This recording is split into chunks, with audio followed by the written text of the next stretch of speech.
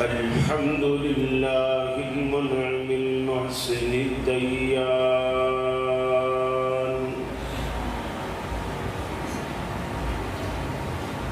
ذي الفضل والجود والإحسان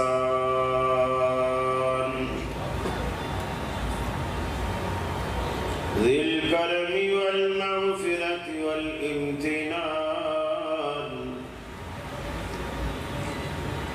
والصلاة والسلام على سيد الأنبياء خير الأنام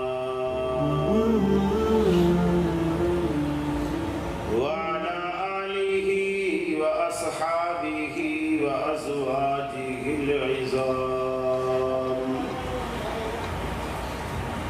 وأتباعه وأحبابه ورفقائه البررة الكرام أما بعد فأعوذ بالله من الشيطان الرجيم بسم الله الرحمن الرحيم وما أرسلناك إلا رحمة للعالمين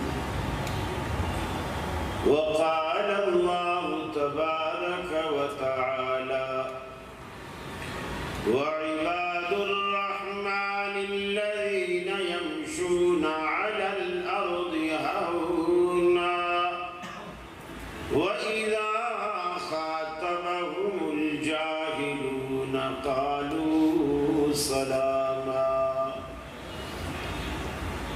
والذين يبيتون لربهم سجدا وقياما والذين يقولون ربنا اصرف عنا عذاب جهنم إن عذابها كان غراما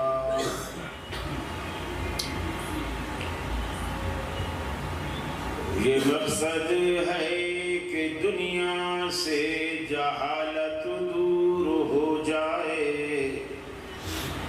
کلام اللہ سے مومن کا دل پر نور ہو جائے یا الہی جب تک میرے جسم میں جا رہے تجھ پہ صدقے تیرے محبوب پہ قربان رہے میں رہوں یا نہ رہوں پر دل کی ہے یہ دعا دین احمد اور عزت قرآن رہے الہی ہم میں پھر وہ صدیق سا ایمان پیدا کر عمر فاروق سا کوئی جری انسان پیدا کر رگے تحریک کٹ جائے دم عثمان پیدا کر علی المرتضیٰ شیر خدا کی آن پیدا کر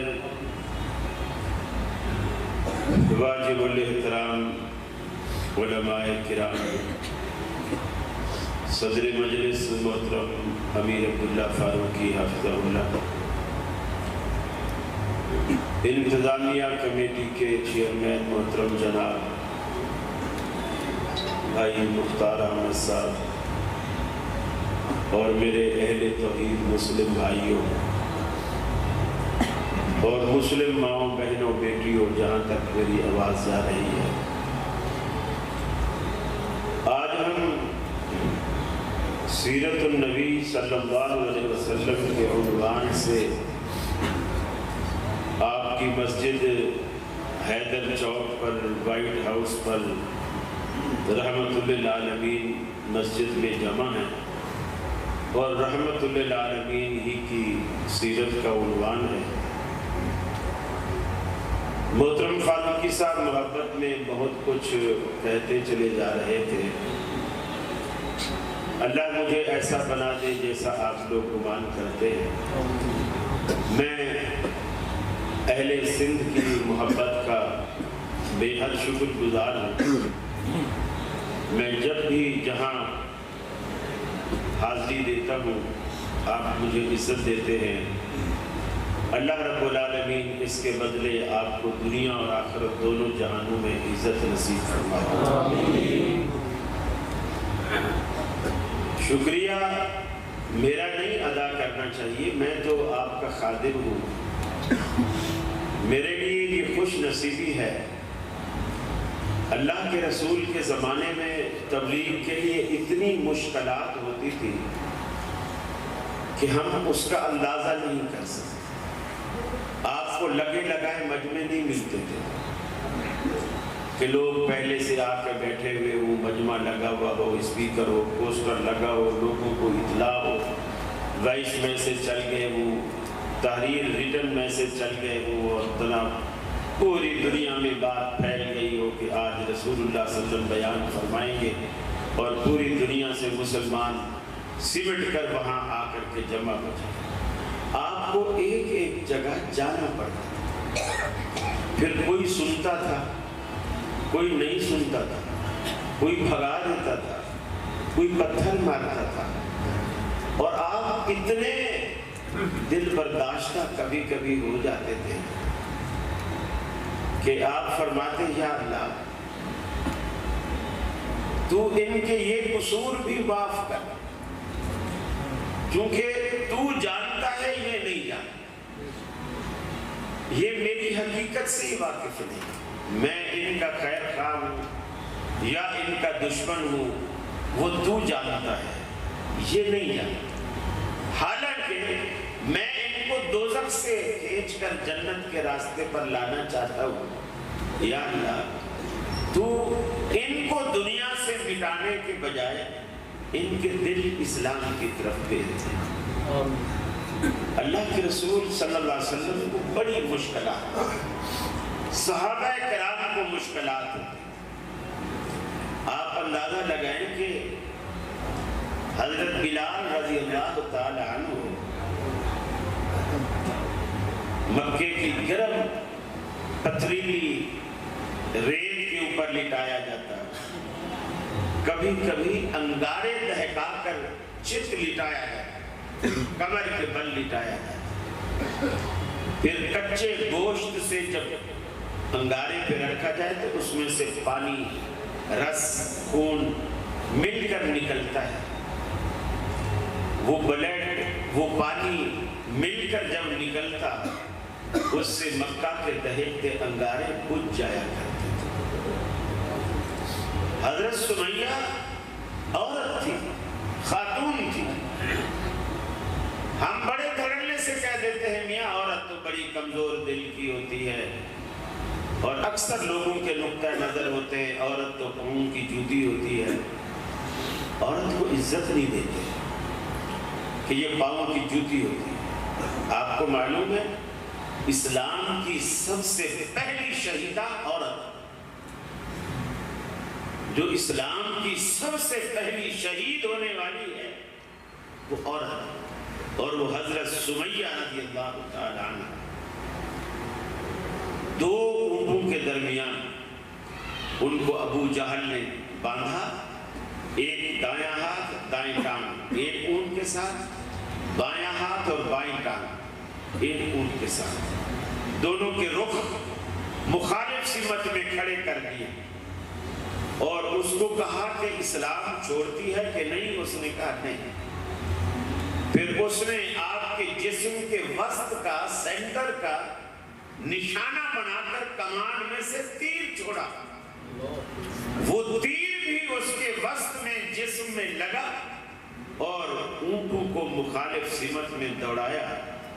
آپ اندازہ لگا سکتے ہیں کہ جب ایک ٹانگ اور ایک ہاتھ ایک طرف کھینچے اور دوسری ٹانگ اور دوسرا ہاتھ دوسری طرف کھینچے، جسم بالکل بیچ سے چرے گا، اور آدھا دھڑ ایک اونٹ کے پیچھے جائے گا، آدھا دھڑ ایک اونٹ کے پیچھے جائے گا، اور ایسے ہی ہوا۔ وہ عورت ہے، لیکن اللہ نے اتنا مضبوط دل دیا ہے اس عورت، وہ بھی عورت جو فرعون کے گھر میں ملازمہ تھی، غریب تھی، کمگی کرتی تھی ان کی بیٹی. اکثر عورتوں کو جوئیں ہوتی ہیں، یہ بات معروف ہے، مردوں کو بھی ہوتی ہے. وہ فرعون کی بیٹی کی جوئیں نہیں، اس کے لیے الگ، ظاہر بات ہے بڑے لوگ ہیں، ہر کام کے لیے، برتن دھونے کے لیے الگ ماسی ہے، روٹی پکانے کے لیے الگ ماسی ہے، جھاڑو پوچھے کے لیے الگ ماسی ہے. بڑے لوگوں کے پاس پیسہ ہوتا ہے، وہ سوچتے ہیں کہاں خرچ کرے، اللہ پھر ان سے اسی طرح خرچ کرواتا ہے. وہ فرعون کی بیٹی، لڑکا کوئی نہیں تھا، بیٹی تھی، نرینہ اولاد کوئی تھی. اس کی کنگھی کرتی ہے، جوئیں نکالتی ہے، تیل لگاتی ہے، بناتی سنوارتی ہے. اس کے ہاتھ سے کنگھی گری اور اس نے کنگھی اٹھاتے ہوئے کہا بسم اللہ. تو فرعون کی بیٹی نے کہا تم یہ جو اللہ کہہ رہی ہو یہ کس کو، میرے ابا کو کہہ رہی ہو؟ اس نے کہا نہیں، میں اللہ اسے کہہ رہی ہوں جو تیرے رب، تیرے باپ کا بھی اللہ ہے، میں تو اسے اللہ کہہ رہی ہوں. اس نے کہا میں ابو کو بتاؤں گی، تو میرے ابا کو اللہ نہیں مانتی، میں ابو کو بتاؤں گی. اس نے کہا بتا دے. اس عورت کے 3 بچے تھے، 3. ایک تھوڑا بڑا تھا، ایک تھوڑا چھوٹا تھا، ایک بالکل دودھ والا تھا جس کو اس عورت نے سینے سے لگا رکھا. فرعون نے بلایا اور کہا کہ کیا تو مجھ پہ ایمان نہیں رکھتی؟ اس نے کہا نہیں. بولے میں تو اس زمانے میں یہ سب سے ظالم حکمرانوں کی جو بڑی سزائیں ہوتی تھی، سب سے بڑی سزا یہ ہوتی تھی کہ وہ تیل کا کڑاہ گرم کرتے تھے اور اس میں اس کو سب لوگوں کے سامنے کھولتے تیل کے اندر ڈال دیا جاتا تھا. اور وہ عورت ہوتی، مرد ہوتا، بچہ ہوتا، بچی ہوتی، وہ دیکھتے ہی دیکھتے لوگوں کی نظروں کے سامنے بالکل ایک جلا ہوا پکوڑا بن کے رہ جاتا. اس نے کہا کہ اگر تو نہیں مانتی تو میں تجھے کڑھا میں ڈلوا دوں گا. اس نے کہا کوئی بات، مرنا تو ہے، ڈلوا دے. اس نے مزید اذیت دینے کے لیے پہلے اس کا ایک بیٹا ڈالا ماں کے سامنے.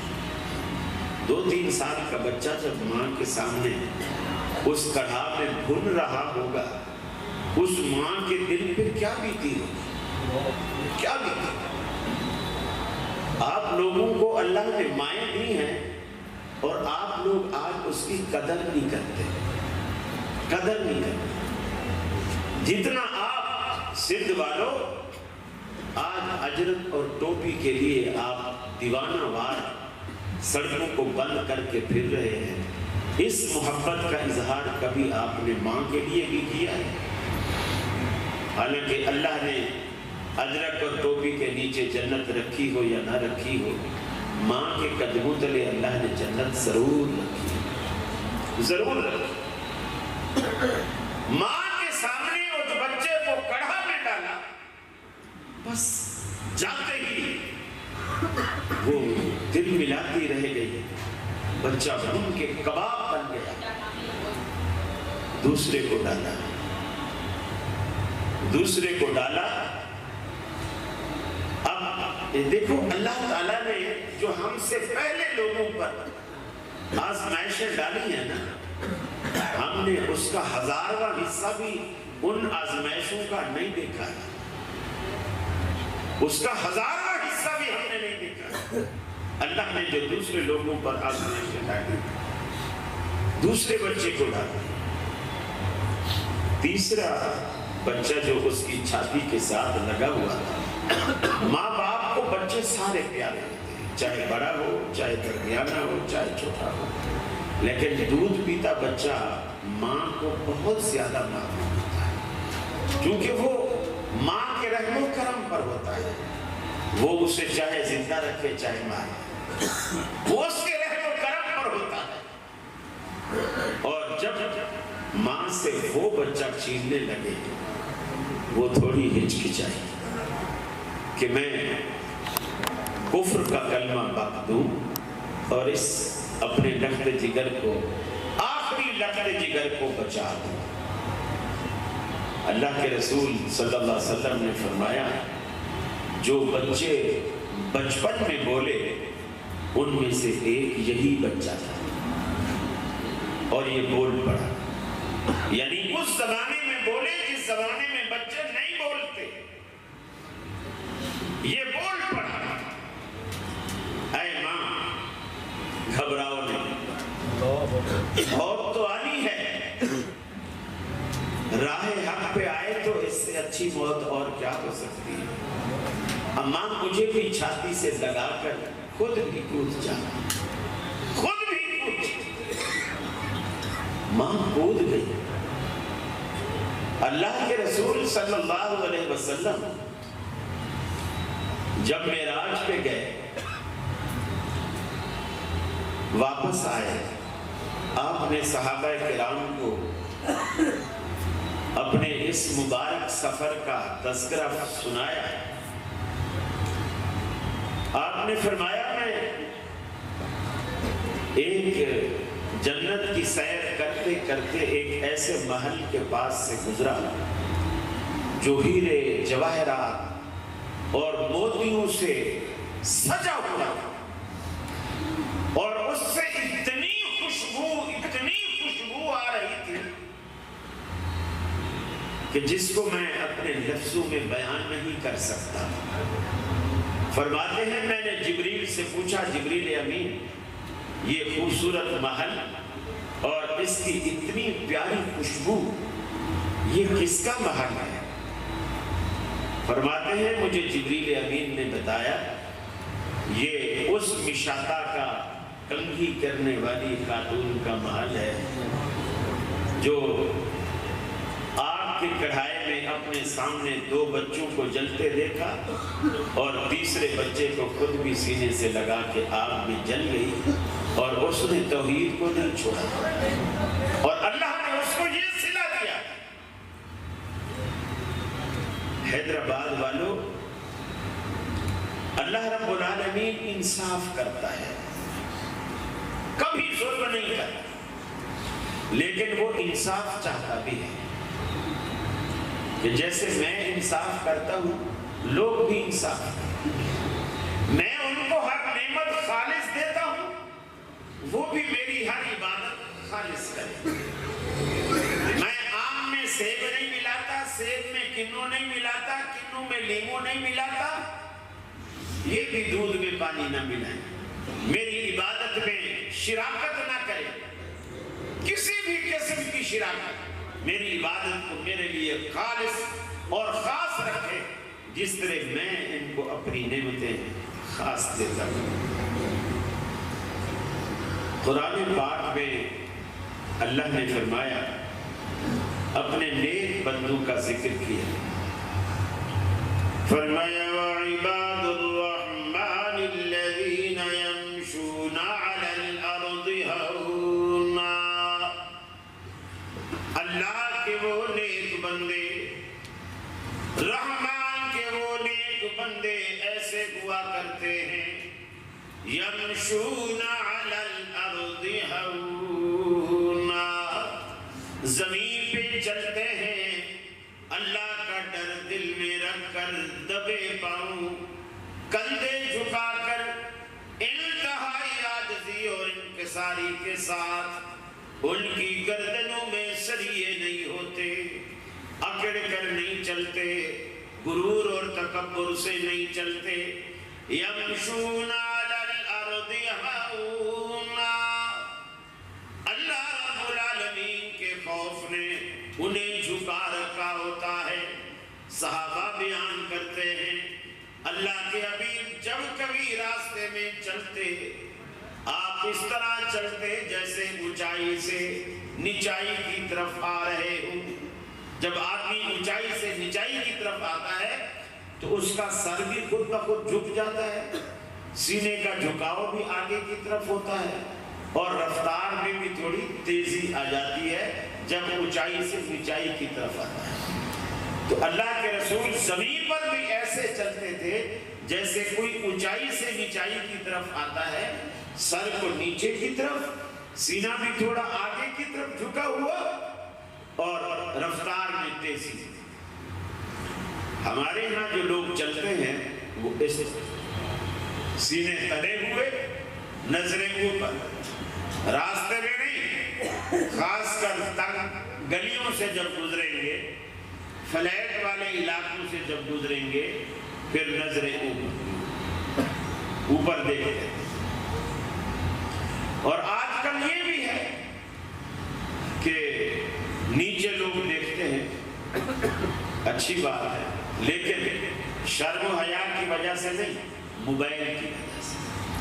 موبائل ہاتھ میں ہوتا ہے اور میسج چل رہے ہوتے ہیں، ادھر سے بھی ادھر سے بھی، دونوں طرف۔ چونکہ یہ جو پیکج کا سلسلہ ماشاءاللہ چلا ہے، اس نے گناہ کو بہت سستا کر دیا، بہت سستا کر دیا۔ اور ادھر بھی اللہ سے پیسے نہیں مانگنے پڑتے، ایک دن بات نہیں کریں گی کیا ہوا، دوسرے دن جب آپ کا گلہ اور شکوہ جائے گا، کل سارا دن میں تمہارے فون کا انتظار کرتا رہا، تم نے کیا ہی نہیں، سارا دن میسج کا انتظار کرتا، کیا ہی نہیں، میرے پاس بیلنس ہی نہیں، تو کم وقت باری مجھے بتا دیتی نا، میسج بھیجنے میں، یہ بیلنس بھیجنے میں کون سا ٹائم لگتا ہے؟ بھلے وہ آپ کے میسج سے ساری دنیا کو فون کرتے ہو، خوش آپ ہو، کام کا میسج آپ کا ہے، اس بیلنس آپ کا ہے، اور استعمال کہاں کہاں ہوتا ہے، اور جہاں جہاں ہوتا ہے اس گناہ میں وہ بیلنس بھیجنے والا شریک۔ نیچے دیکھ کے چل رہے ہیں، موبائل دیکھ رہے ہیں۔ یہ یہودیوں نے ایسی خباثتیں ہمارے اندر ڈال دی ہیں، اور اس میں کیا مولوی کیا دوسرا، سب ایک ہی رنگ میں رنگے ہوئے۔ ہر گھر منی سینما ہے، ہر جیب منی سینما ہے، میں جہاں چاہوں جب چاہوں اپنا نیٹ آن کروں اور جون سی چیز دیکھنا چاہوں، مجھے کوئی روک ٹوک نہیں، بس سگنل آنے چاہیے، نیٹ کے سگنل آ رہے ہوں، پیکج میرا بنا ہوا ہو، بس جہاں چاہوں جو چاہوں۔ فرمایا وعباد الرحمن الذین یمشون علی الارض ہونا وَإِذَا خَاطَبَهُمُ الْجَاهِلُونَ قَالُوا سَلَامًا۔ جب جوہلا سے ان کا پالا پڑ جاتا ہے، جوہلا سے ان کا واسطہ پڑتا ہے، وہاں یہ سلامتی کی بات، بھلی بات کہہ کر گزر جاتے ہیں، الجھی گتھی کو سلجھانے کی کوشش کرتے ہیں، سلجھے معاملے کو الجھاتے بالکل نہیں ہیں۔ اذا خاطبهم الجاہلون قالوا سلاما۔ جب بھی جوہلا سے پالا پڑتا ہے، سلامتی کی بات کر کے گزر جاتے ہیں، خیر کی بات کر کے گزر جاتے ہیں، اچھی بات کر کے گزر جاتے ہیں۔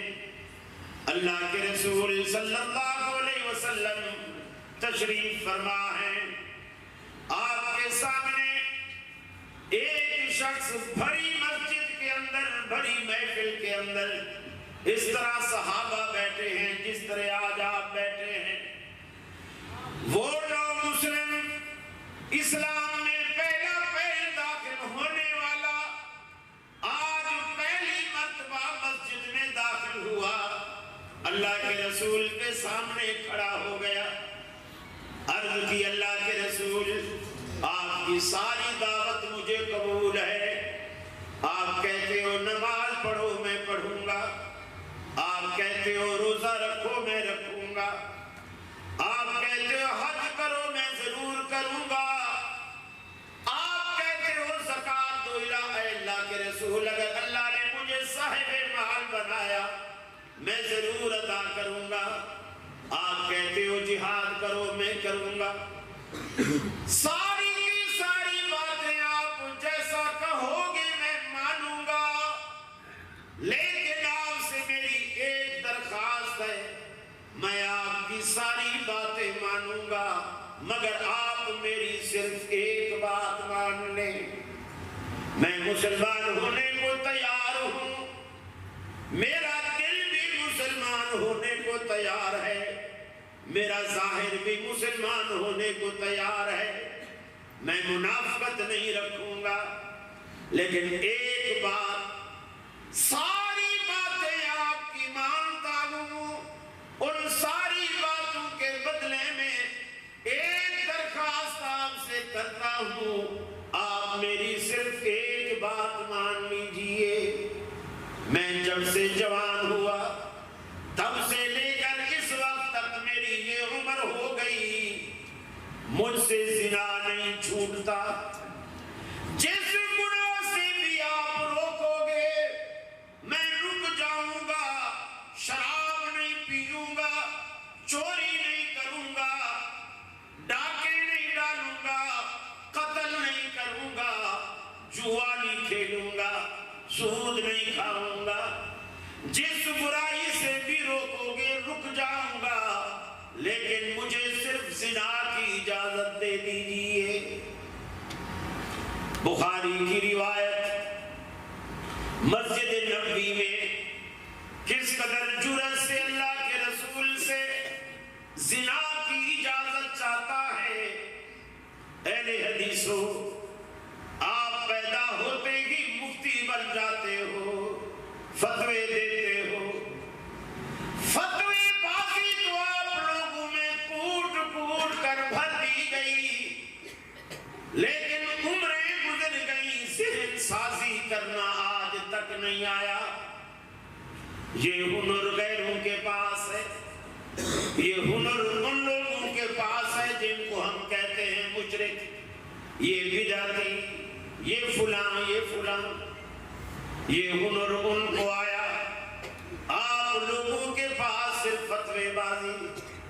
آج بھی اگر اس مسجد میں کوئی بندہ کھڑا ہو کر اس طرح کا مطالبہ کر دے، مفتی صاحب مجھے فتویٰ لکھ کے دیجئے، میں ہر گناہ سے بچوں گا، آپ فتویٰ دے دیجئے کہ میرے لیے زنا کی کھلی چھوٹ ہے، میرا خیال ہے ساری مسجد والے پکڑ کے اسے ماریں گے، ایسا ماریں گے کہ کچوبر نکال کے رکھ دیں گے۔ مفتی کے فتوے کی تو نوبت بعد میں آئے گی، اور جب مفتی فتویٰ دے گا تو بھی یہی دے گا، جن لوگوں نے اسے مارا ہے بالکل ٹھیک کیا، یہ اسی لائق تھا، فتویٰ بھی یہی آئے گا۔ اللہ کے حبیب کے صحابہ اس نوجوان کے قمیض کے دامن کو پکڑ کر نیچے کی طرف کھینچتے ہیں، اسے بٹھانے کی کوشش کرتے ہیں، لیکن وہ نہیں بیٹھا۔ اللہ کے حبیب نے مریض کی نوعیت کو سمجھا، آپ نے فرمایا اسے میرے قریب آنے دو۔ اللہ کے رسول کے قریب کیا گیا، اب آپ فتوے بازی کی بجائے اس کی ذہن سازی کرتے ہیں، اس کی کمر پہ ہاتھ پھیرا، پیٹھ پہ ہاتھ پھیرا، جس طرح کوئی مہربان شفیق باپ اپنے بگڑے ہوئے بیٹے سے پیار کرتا ہے، اسے راہ راست پہ لانے کے لیے اللہ کے حبیب نے اس سے بھی بڑھ کر اس سے پیار کیا، اور اس کی ذہن سازی کرتے ہوئے اس سے ایک سوال کیا، اے نوجوان تو مجھے ایک بات بتا، اگر اسی طرح خدا کی کوئی اجازت کوئی اور شخص مجھ سے مانگے، تمہاری بیٹی کے ساتھ، تمہاری سسٹر کے ساتھ، تمہاری والدہ کے ساتھ، تمہاری خالہ اور پھپھو کے ساتھ، کیا تمہارا یہی ری ایکشن ہوگا؟ تم کیا کرو گے؟ وہ شخص غصے سے لال پیلا ہو گیا۔ اللہ کے رسول میں تو کبھی بھی برداشت نہیں کر سکتا۔ آپ نے دیکھا کہ تیر بالکل نشانے پر جا لگا ہے۔ آپ نے فرمایا بیٹا دیکھ، جس کے ساتھ تو گناہ کا ارادہ رکھتا ہے وہ بھی تو کسی کی بیٹی ہوگی، وہ بھی تو کسی کی بہن ہوگی، وہ بھی تو کسی کی ماں ہوگی، وہ بھی تو کسی کی خالہ اور پھوپھی ہوگی۔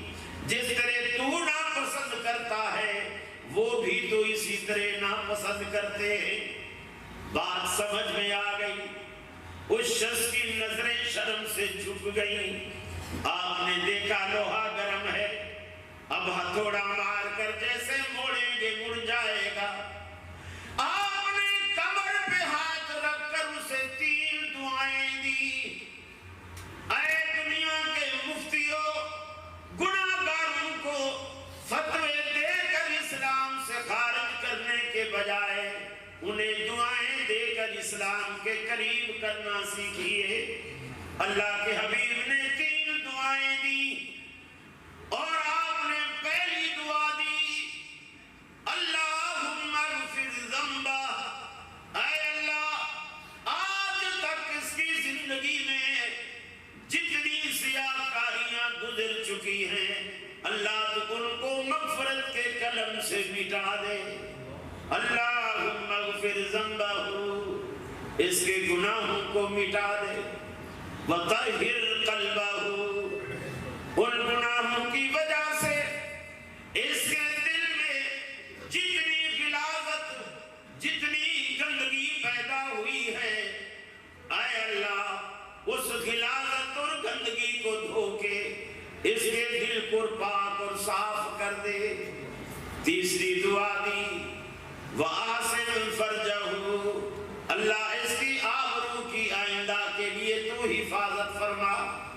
صحابہ بیان کرتے ہیں اس ذہن سازی کا، اس دعا کا یہ نتیجہ نکلا، ہم نے ساری کی ساری زندگی کبھی بھی اس بندے کو کسی زنا یا برائی کی طرف جانا تو دور کی بات ہے، ہم نے کبھی راہ چلتے نظریں اوپر اٹھاتے ہوئے بھی کبھی نہیں دیکھا۔ لوگوں کی ذہن سازی کیجیے۔ اللہ کے رسول کی سیرت کے یہ مناظر آج دنیا کو یاد نہیں آتے، بس یہ 2-3 باتیں ہم نے یاد کر رکھی ہیں۔ 2-3 باتیں، اگر ہاتھ یہاں نہیں باندھیں گے تو کافر ہو جائے گا، آمین اونچی نہیں کہے گا تو کافر ہو جائے گا، فاتحہ نہیں پڑھے گا تو کافر ہو جائے گا۔ اللہ کے رسول نے پوری زندگی یہ فتوے کبھی نہیں دیے۔ آپ نے یہ فرمایا، صلو کما رأیتمونی اصلی، اے لوگوں ایسے نماز پڑھو جیسے تم نے مجھے پڑھتے ہوئے دیکھا ہے، جیسے میں پڑھتا ہوں۔ لیکن پھر بھی آپ نے فتوے نہیں دیے۔ جو ایسا نہیں کرے گا تو ویسا ہو جائے گا، جو ایسا نہیں کرے گا تو ویسا ہو جائے گا۔ آپ نے فتوے اور نرم، اتنا میٹھا اور پیارا انداز آپ نے رکھا۔ اللہ اکبر۔ اللہ کے رسول تشریف فرما، ایک شخص آتا ہے، وہ کہتا ہے کیا آپ محمد ہیں؟ آپ فرماتے ہیں میں محمد ہوں صلی اللہ علیہ وسلم۔ وہ کہتا ہے کیا آپ واقعی محمد ہیں؟ میں واقعی محمد ہوں صلی اللہ علیہ وسلم۔ پھر وہ کہتا ہے کیا آپ قسم کھا کر کہتے ہیں کہ آپ ہی محمد ہیں؟ آپ فرماتے ہیں میں قسم کھا کر کہتا ہوں کہ میں ہی۔ اب اگر حیدرآباد والوں یہاں سے آپ ربڑی کی دکان کا پتہ پوچھ کے وہاں جائیں اور فرض کیا وہ حافظ ربڑی والا خود کھڑا ہوا ہے، حالانکہ وہ تو مر گیا ہے، وہ خود کھڑا ہوا ہے اور آپ کہتے ہیں کہ وہ حافظ ربڑی والے آپ ہیں؟ جی جی فرمائیے میں ہوں حافظ ربڑی والا۔ آپ کہتے ہیں واقعی آپ ہیں؟ اب وہ تھوڑا سا وہ بھی غصے میں ہے، جی میں ہوں، کہہ رہا ہوں میں ہوں۔ تیسری دفعہ کہیں، آپ اللہ کی قسم کھا کر کہتے ہیں کہ آپ حافظ ربڑی والے. اب وہ بھلے آپ 1 من ربڑی لینے گئے کھڑے، وہ نوکروں سے کہہ کر پٹائی کروا کے آپ کو دکان سے باہر نکالے. اللہ کے رسول صلی اللہ علیہ وسلم کی مٹھاس دیکھیں. زبان کا یہ جو اسلام جو پھیلا ہے نا، بہت سارے لوگ کہتے ہیں تلوار سے پھیلا ہے. تلوار سے نہیں پھیلا ہے، اخلاق سے پھیلا ہے. اسلام جو پھیلا ہے اخلاق سے پھیلا ہے. آپ کا جانی دشمن حضرت ثمامہ بن اسال رضی اللہ تعالی عنہ شہزادہ نبی کریم صلی اللہ علیہ وسلم کو قتل کرنے کے ارادے سے مدینے میں داخل ہوتا ہے اور پکڑا جاتا ہے. جب پکڑا گیا، آپ کے سامنے پیش کیا گیا، آپ نے فرمایا مسجد کے ستون کے ساتھ اس کو باندھ. مسجد کے ستون کے ساتھ اس کو باندھ. اب آپ دیکھو، مسجد جیل بھی تھی اس زمانے میں. رسول اللہ کے زمانے میں جیل کا کام بھی مسجد سے لیا. ہم لوگوں نے مسجد کو بس نماز یا بچے پڑھیں گے بس، اور مسجد کا کوئی مقصد ہی نہیں. اللہ کے رسول کے زمانے میں مسجد کے بڑے مقاصد ہیں. بڑے صفہ کی جو پہلی درس گاہ ہے وہ بھی مسجد،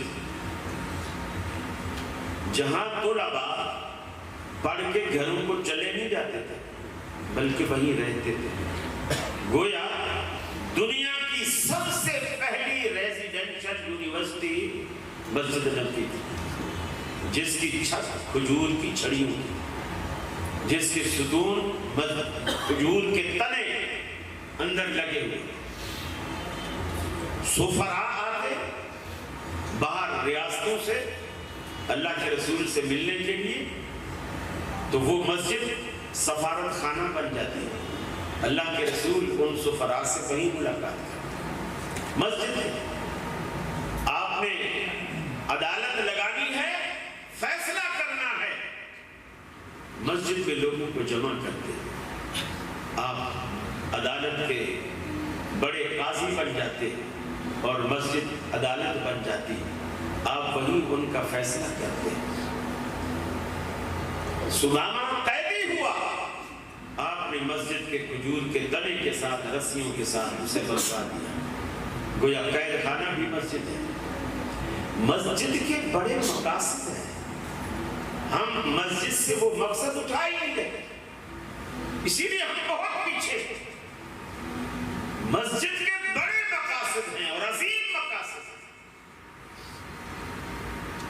اگر باہر کے وزرائے خارجہ ملنے آتے تو وزارت خارجہ کا دفتر بھی مسجد بن جاتی. صحابہ کرام کے دور میں، عمر، عثمان، علی رضی اللہ تعالیٰ سب کے دور میں یہ طریقہ بندہ رہا. پھر صحابہ کا جو کردار تھا، جو اللہ کے رسول نے ان کی تربیت کی، وہ شخص بندہ ہوا ان کو 5 ٹائم دیکھتا ہے. یا آپس میں کس طرح ملتے ہیں، کس طرح بات کرتے ہیں، ایک دوسرے کی کیسے خیریت معلوم کرتے ہیں، دیکھتا ہے. ایک دن جب گزر گیا، اللہ کے رسول صلی اللہ علیہ وسلم نے اس سے پوچھا، اے ثمامہ، تو مجھ سے کیا توقع رکھتا ہے کہ میں تیرے ساتھ کیا سلوک کروں گا؟ وہ کہتا ہے، اگر آپ مجھ پہ احسان کریں گے، چھوڑ دیں گے، تو مجھے احسان فراموش نہیں پائیں گے.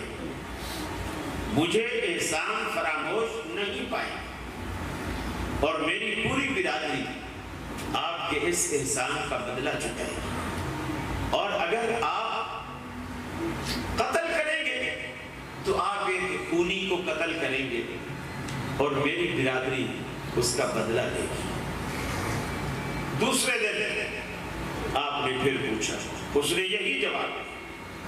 آپ نے صحابہ کرام سے کہا اسے کھولو، اسے چھوڑا گیا۔ باہر گیا، ایک باغ تھا، اس میں وہ جا کے اس نے غسل کیا، واپس آیا اور کہا اللہ کے رسول صلی اللہ علیہ وسلم اب آپ نے حالانکہ مجھے آزاد کر دیا، لیکن مجھے ایسا لگتا ہے کہ میں اس آزادی کے بعد غلام بن گیا، مجھے کلمہ پڑھائیے، میں اسلام قبول کرتا ہوں۔ جن لوگوں کا اخلاق، جن لوگوں کا ظرف اتنا اعلیٰ ہے کہ اپنے قاتل کو بھی معاف کر دیتے ہیں، کتنے اعلیٰ ظرف لوگ ہوں گے وہ۔ یہ چیز میں پھر نام لے کر کہوں گا، اہل حدیثوں میں آج نظر نہیں آتا، بالکل نظر نہیں۔ ہماری جو بھی خامی ہے ہمیں وہ تسلیم کرنی چاہیے۔ میں نے اسی کل پرسوں والا جو جمعہ تھا کراچی میں، جہاں میں جمعہ پڑھاتا ہوں مستقل، میں نے مسجد میں کہا، میں نے کہا اگر بریلویوں کو اہل حدیثوں والا عقیدہ مل جائے تو انشاءاللہ وہ جنت میں چلے جائیں گے، اور اگر اہل حدیثوں کو بریلویوں والا اخلاق اور ادب اور احترام مل جائے تو انشاءاللہ یہ بھی جنت میں چلے جائیں گے۔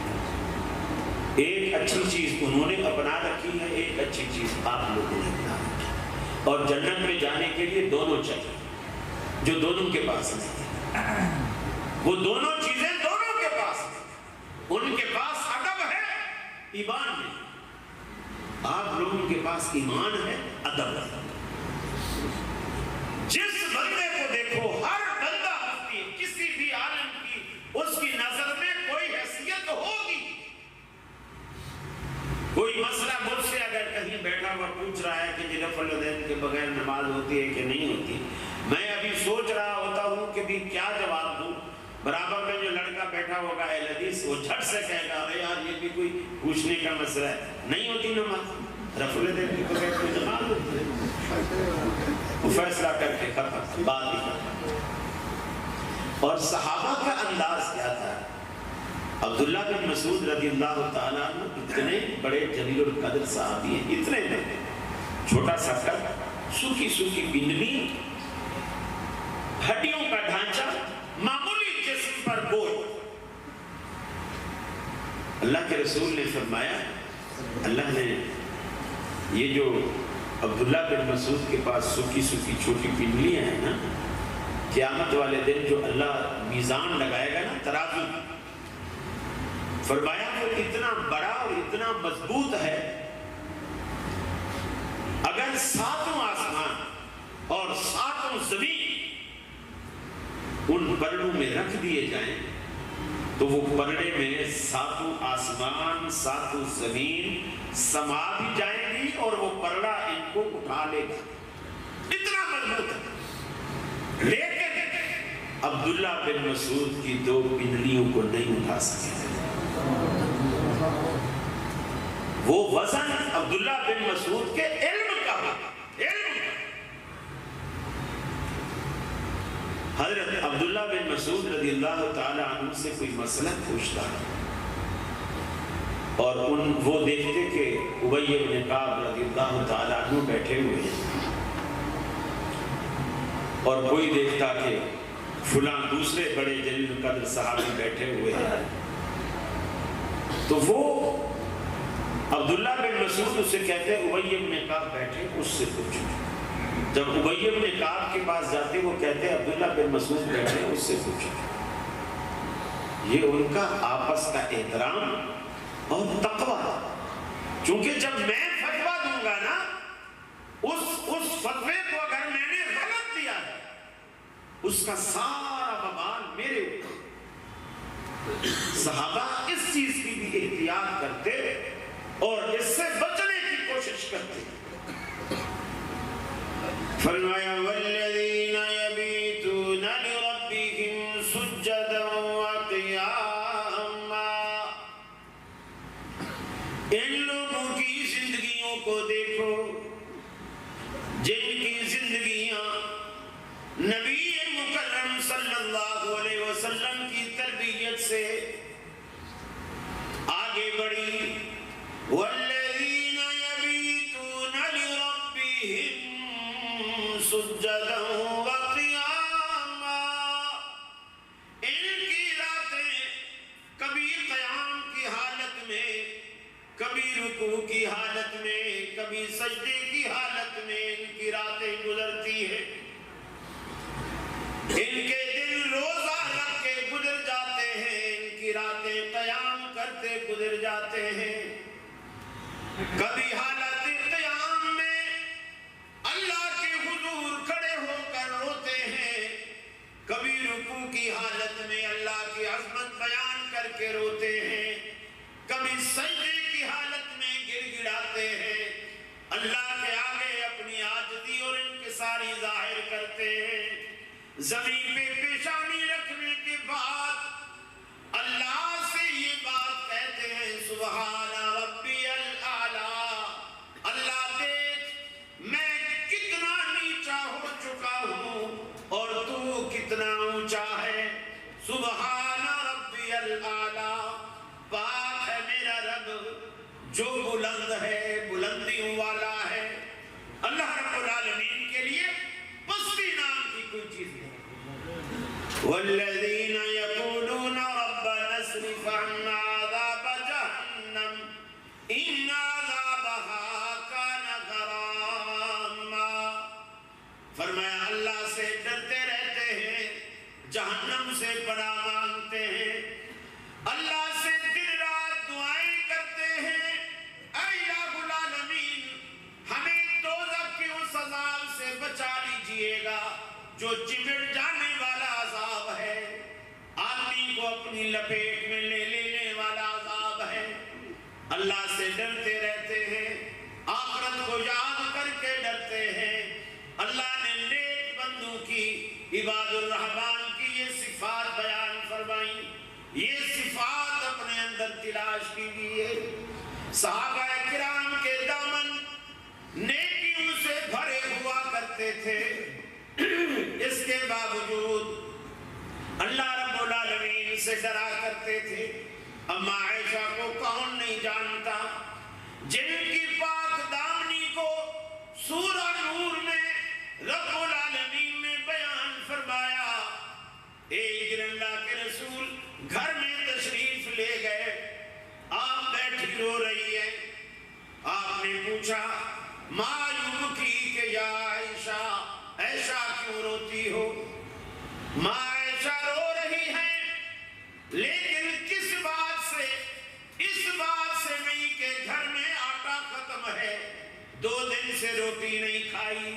حضرت عائشہ فرماتی ہیں ہمارے گھر میں کئی چاند گزر جاتے اور گھر میں آٹا نہیں ہوا کرتا تھا، رونا اس بات کا نہیں۔ اللہ کے حبیب نے پوچھا ما یبکی کہ یا عائشہ، عائشہ کس چیز نے تجھے رلایا؟ فرماتی ہے اللہ کے رسول ذکرت النار فبکیت، بیٹھے بیٹھے دوزخ کا تذکرہ کیا، دوزخ کو یاد کیا تو ڈر کے مارے رونا آ گیا۔ اب میرے دل میں ایک سوال پیدا ہو رہا ہے، اللہ کے حبیب مجھے جواب دیجئے، هل تذکرون اہلیکم یوم القیامت یا نبی اللہ؟ اے اللہ کے سچے رسول، قیامت والے دن آپ اپنے گھر والوں کو یاد رکھو گے کہ نہیں؟ قیامت والے دن آپ ہمیں یاد کرو گے کہ نہیں؟ یہ ایک سوال نے اٹھا، آپ نے فرمایا عائشہ اما فی ثلاثت مواطن لا یذکر احد احد، 3 جگہ آخرت میں ایسی ہیں جہاں کوئی کسی کو یاد نہیں کرے، کوئی کسی۔ ترازو جب لگے گا، جب نام اعمال ملے گا، جب پل صراط سے انسان گزرے گا، یہ تینوں جگہوں پر کوئی کسی کو یاد نہیں کرے، لا یذکر احد احد، کوئی بھی کسی کو یاد نہیں کرے۔ اس کی تیاری کیجیے، اس کی تیاری کیجیے میرے بھائی۔ آج دنیا بس یہی رہ گیا ہے کہ ربیع الاول آئے اور سڑکیں بند کر کے سیرت کا جلسہ ہو، یہ نبی کی محبت کا حق ادا نہیں ہوتا۔ نبی کی محبت تو 12 معاشی چیز ہے، ربیع الاول تو سال میں ایک دفعہ آتا ہے، نبی کی محبت سال میں ایک دفعہ نہیں ہوتی، 12 ماہ کی چیز ہے، 12 مہینے، ہر وقت ہر لمحہ مسلمان اور مومن کے دل میں اس کی محبت رہنی چاہیے۔ میرے بھائی، قرآن پاک سے محبت کرنا سیکھیے، نبی پاک سے محبت کرنا سیکھیے، صحابہ کرام سے محبت کرنا سیکھیے، ان کی عظمت اور قدر و منزلت کو پہچانیے اور خود کو رسول اللہ صلی اللہ علیہ وسلم کے قالب میں ڈھالنے کی کوشش کیجیے، چونکہ اللہ کا قرآن کہتا ہے لَقَدْ كَانَ لَكُمْ فِي رَسُولِ اللَّهِ أُسْوَةٌ حَسَنَةٌ کہ اللہ رب العالمین کے پیغمبر کی زندگی میں تمہارے لیے بہترین نمونہ ہے۔ میرے بھائیوں، اس نمونے سے فائدہ اٹھائیے، اللہ رب العالمین کو ایسی نمازیں پیش کیجیے جیسی اللہ کے رسول نے 23 سالہ دور نبوت کی زندگی میں پڑھی، اور آپ کی نماز کا طریقہ سینے پر ہاتھ باندھنا تھا، دل تھامنا تھا، اور ویسے بھی عقل سے بھی آپ پوچھے، حدیث تو اپنی جگہ موجود ہے۔ حضرت وائل بن حجر کہتے ہیں میں نے اللہ کے رسول کو دیکھا، آپ نے وضع یدہ الیمنی علی یدہ الیسری، آپ نے دایاں ہاتھ بائیں کے اوپر رکھا، پھر دونوں کو علی صدرہ اپنی چھاتی کے اوپر رکھا۔ وہ چھاتی ناف سے اوپر ہوتی ہے، ناف کے نیچے یا ناف کے اوپر نہیں ہوتی، سے اوپر ہوتا ہے۔ اور دل ہمیشہ جب بھی کسی کی محبت ہوتی ہے وہ دل میں آتی ہے۔ حیدرآباد والوں، مجھے بتاؤ، آپ کے ہاں بچے کی محبت، بہن کی محبت، ماں کی محبت، والد کی محبت، دوستوں کی محبت دل میں ہوتی ہے یا پیٹ میں ہوتی ہے؟ کہاں ہوتی؟ دل میں۔ کراچی والوں کے بھی دل میں محبت ہے، اور کراچی والوں کا دل سینے میں ہوتا ہے، حیدرآباد والوں کا دل وہ بھی شاید سینے میں ہوتا ہے۔ اچھا، یقین کہہ رہے ہیں یقیناً۔